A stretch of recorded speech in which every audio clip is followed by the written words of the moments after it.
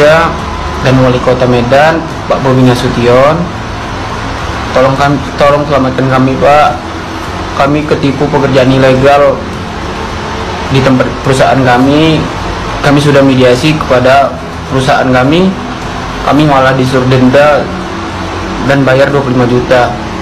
Dan pihak KBRI tidak ada respon dan kami malah ditekan untuk membayar denda tersebut.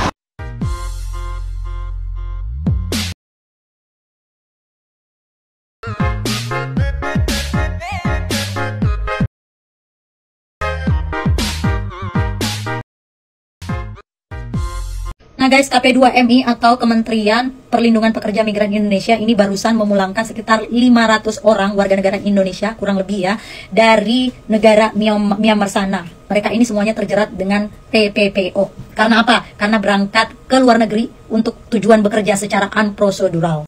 Kalian harus hati-hati, saya bilang, karena human trafficking ini itu banyak kali caranya. Bisa lewat pernikahan, bisa lewat iming-iming gaji gede. Padahal, hey, negara Myanmar, Kamboja, aduh lebih maju negara kita, mending kau melarat di negara kita daripada melarat di negeri orang tersebut, karena gak ada yang bisa menjamin keselamatan kalian. Rata-rata mereka itu ya men-scamming orang dengan iming-iming gaji yang bagus, terus nantinya anggota tubuh kalian diambil, ngerti nggak? Jadi jangan gampang banget menerima informasi kerja di luar, apalagi sekarang kan lagi center banget ini masalah kabur aja dulu. Jadi mereka itu memanfaatkan tagar ini untuk merekrut kalian yang pengen banget kabur dari Indonesia. Ya, jadi kalian boleh kabur aja dulu dari Indonesia, tapi Mbok yang mikir juga. Jangan asal kabur terus asal terima tawaran, tetapi ujung-ujungnya kalian ke-trap. Sebarkan hal ini untuk lebih berhati-hati kalau misalnya menerima tawaran kerja di luar negeri, apalagi untuk negara-negara tersebut. Kamboja, Myanmar, Vietnam, Thailand, udah kalian gak usah kerja di sono, oke? Mending kalian tinggal di Indonesia, mending melarat di Indonesia daripada melarat di negara-negara tersebut. Karena kalau misalnya kalian melarat di negara-negara tersebut, itu bukan pikiran kalian aja melarat, bukan finansial aja kalian melarat, tapi badan kalian juga semuanya ikut melarat, alias ya masih untung kalau misalnya ditemukan. Tapi sekedar saran aja sih ya untuk pemerintahan kita, terutama dari pihak imigrasi, bolehlah kalian itu lebih bekerja keras untuk mengecek dokumen-dokumen orang yang memang terindikasi memanipulasi untuk mau berangkat ke negara-negara tertentu, misalnya kayak negara Myanmar atau Kamboja sana. Jangan pas ada kejadian ini aja jadi semuanya mau muncul seolah-olah menjadi pahlawan, tetapi harusnya ada pencegahan juga dari pemerintah kita dalam hal ini orang imigrasi, pencegahan yang sangat ketat untuk orang-orang yang mau keluar negeri. Sebenarnya hal ini itu terjadi karena kurangnya pengawasan dari pihak imigrasi kita. Yo guys, balik lagi bersama saya tentunya Uki Kevin. Kita bahas lagi yang lagi viral, yaitu tentang kasusnya ini ya,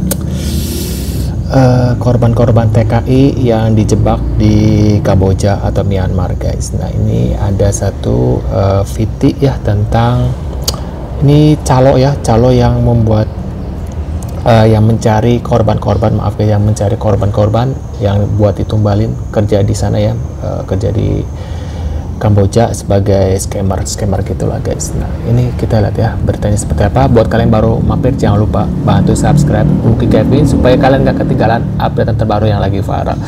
Nah buat kalian sudah subscribe, terima kasih banyak. Mudah-mudahan rezekinya selalu lancar dan dipermudahkan urusannya. Dan kita lihat videonya sampai selesai baru kita reaksi bareng-bareng ya guys ya, seperti biasa. Yuk langsung kita simak videonya guys. Lapor polisi udah, Kemenlu udah, ke tokoh parpol udah, LSM udah, LBH udah.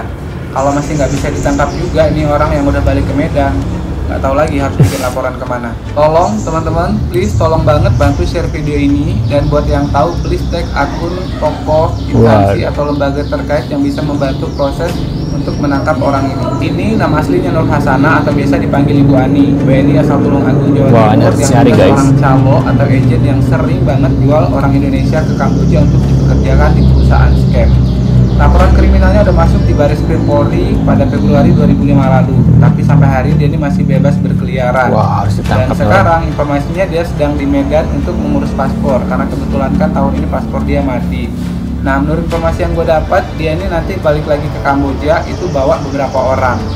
Ada yang kemarin komen, dia bilang kalau dia ini kemarin lihat di kawasan Gansu Medan bareng satu cewek dan 2 cowok cari takjil. Buat kalian yang lihat postingan ini, kalau mungkin kalian punya koneksi ke imigrasi atau kalian mungkin punya kenalan di pihak kepolisian atau mungkin kalian tahu tokoh yang berpengaruh di Medan, tolong banget dong sampaikan video ini agar mereka bisa membantu menindaklanjuti proses penangkapan agen yang suka jual WNI ke Kamboja.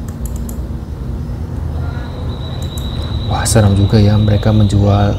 Dan anehnya tuh kenapa masih ada aja orang yang percaya ya, yang mau kerja di sana. Apa saking susahnya nyari kerjaan gitu, atau mereka nggak tahu dengan berita-berita seperti ini gitu guys ya. Nah, kita lihat video selanjutnya. Calon admin judi online tujuan Kamboja ditangkap nih guys. Iya,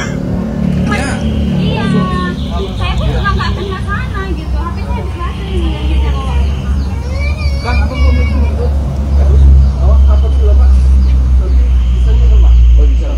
Kabarnya nih. Yang penting Bapak menyaksikan. Oke. KTP ya. Ya, makanya nanti jelasin di kantor ya. Ini kota Batam ya. Oke, Ibu dengan Ibu siapa namanya Bu? Diana. Bapak? Pulau. Benar ya Bu ya, orang tua daripada Soleh Darmawan ya? Ya. Bu, boleh cerita Bu dari awal keberangkatannya si Soleh sampai keluarga orang tua mendapatkan kabar bahwa si Soleh udah meninggal di Kamboja. Saya tahunya dia perginya ke Thailand intinya. Terus bantu itu sama temennya Kak Selly pergi ketemu sama orang yayasannya katanya di Tanjung Priok. Ya, nama yayasannya apa tuh Bu? Dia nggak tahu juga ya saya Pak. Orang saya tanya lah kok kagak ada kertas urek-urekan izin orang tua. Nggak ada Mak gitu. Saya sempet periksa tas-tasnya nggak ada kertas-kertas itu. Itu tanggal berapa Bu berangkatnya? Berangkat ke Ke Priok, Thailandnya. ke Priok. Ya saya lupa Pak. Pokoknya waktu itu dia ada kenangannya terakhir sama teman-temannya pergi ketemuan buat perjanjian perpisahan. Teman-temannya pasti inget deh itu anak kampusnya. Kalau keberangkatan dia tanggal 18 pagi dari rumah. pagi jam setengah 6. Nah, tanggal berapa ya kira-kira si Soleh dinyatakan meninggal Bu? Atau Bu komunikasi terakhir daripada Soleh? Tanggal 2 ya. 2 malamnya tuh dia sempat nelpon dalam keadaan kagak sadar. Ya, Pas pagi-paginya kami diberitahukan udah meninggal. yang nelpon itu siapa? Rai. Si Re, temennya yang ada di sana. Iya, teman-teman dia di sana. Oh, dalam keadaan udah kritis, nggak bisa lagi diajak ngomong. Iya, udah nggak kenal sama saya dah. Terus dari temennya yang di sana di Kamboja, si Re ngasih tahu nggak apa penyebab kematian daripada si Soleh? Ngasih tahu katanya lambung apa. Dia sempat bertanya, Bu, apakah si Soleh punya riwayat kejiwaan? Saya bilang nggak ada, anak saya nggak pernah punya penyakit kayak gitu. Waktu berangkat ke sana tuh dia cuma punya penyakit bisul. Bisul. Terus sampai hari ini apa dari pihak temennya yang di sana sudah mengonfirmasi lagi kapan kepulangan daripada si Soleh? Kalau masalah itu saya serahkan ke omnya, soalnya saya nggak tapi ngerti.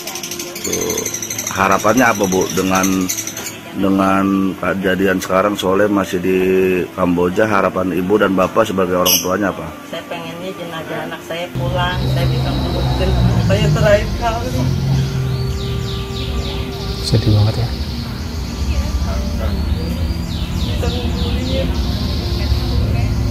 Parah banget sih guys ya. Itu ya. Ini tolong Mak, saya kena bantai, gadis kena jual di Kamboja Raya diselamatkan.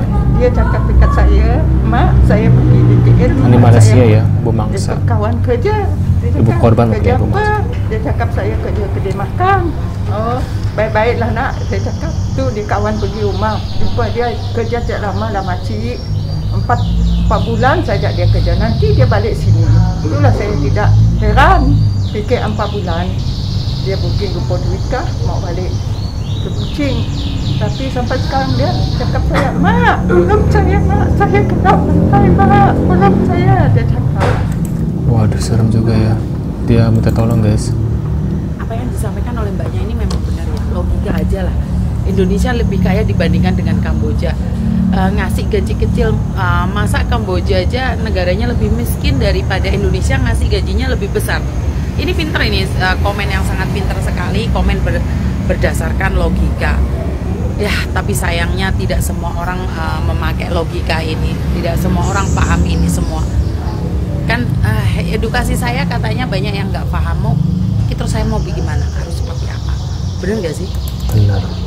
Makanya di Amerika Serikat, Myanmar menjadi salah satu negara dengan himbauan paling tinggi agar tidak berpergian ke sana. Jadi gue sengaja buat video ini buat menggambarin perspektif gue secara pribadi saat berada di sana. Dan ada 5 hal yang harus kalian perhatikan sebelum traveling ke Myanmar. Yang pertama, kalian harus tahu kondisi Myanmar. Memang, sampai sekarang Myanmar masih dalam kondisi konflik akibat kudeta antar militer dan warga sipil. Makanya di Amerika Serikat, Myanmar menjadi salah satu negara dengan himbauan paling tinggi agar tidak berpergian ke sana. Tapi untuk kondisi sekarang, ada 4 kota yang bisa dikategorikan aman untuk traveling di Myanmar, yaitu Yangon, Mandalay, Inle, dan Old Bagan. Yang kedua, internet. Karena ketatnya pemerintah militer di sana, akses internet juga sangat terbatas. Salah satunya adalah pembatasan penggunaan sosial media seperti Instagram, Twitter, Facebook, bahkan WhatsApp. Jadi jangan lupa pastiin kalian sudah download VPN untuk bisa akses sosial media kalian. Yang ketiga, penginapan. Gue sangat merekomendasikan kepada kalian untuk memilih penginapan yang proper demi menghindari hal-hal yang tidak diinginkan. Yang keempat, jam malam. Hindari berkeliaran jam 12 malam hingga jam 4 subuh. Karena pada rentang waktu ini, biasanya dilakukan patroli yang dilakukan oleh aparat setempat. Yang kelima, asuransi perjalanan.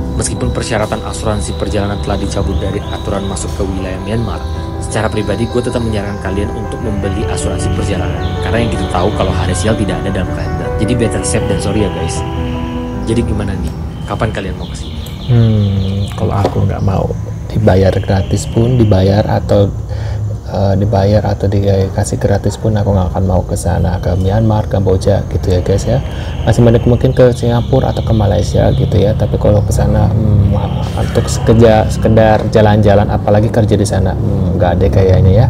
Menurut pendapat kalian gimana nih setelah melihat info ini? Buat kalian berhati-hatilah untuk mencari pekerjaan atau percaya sama seseorang, karena ini banyak banget oknum-oknum yang mereka ini ya sengaja itu mereka mencari orang-orang yang lemah gitu ya, mencari benar-benar butuh pekerjaan tapi dimanfaatin, bilangnya kerja di mana, kayak tadi kan di Thailand, ternyata dikirimnya ke Kamboja atau Myanmar.